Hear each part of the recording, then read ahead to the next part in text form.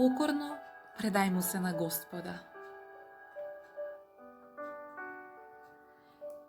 Не грижи се многу за тоа кој е за тебе, а кој против тебе. Туку грижи се Бог да биде со тебе во се што правиш. Имај чиста совест и Бог сигурно ќе те чува.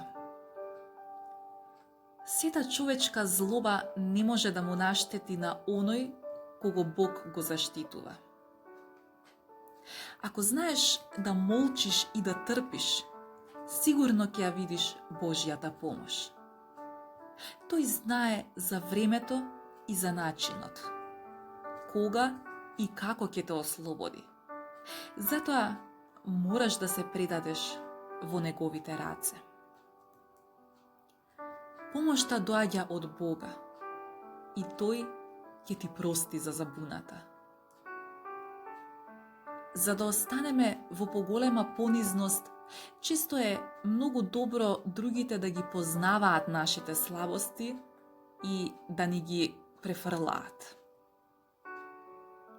Кога човек се понизува поради своите грешки, тој лесно ги стивнува и другите и без мака се помирува со оние што се гневни на него. Бог го штити и го ослободува понизниот. Го љуби и го теши покорниот.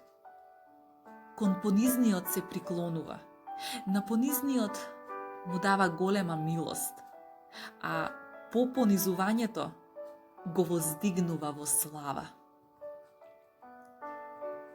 На понизниот му ги открива своите тајни, го повикува и благо го привлекува кон себе.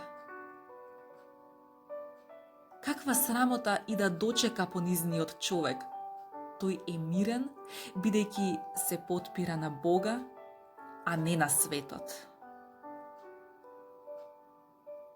Не мисли дека си направил напредок ако не се сметаш себе си за последен од сите.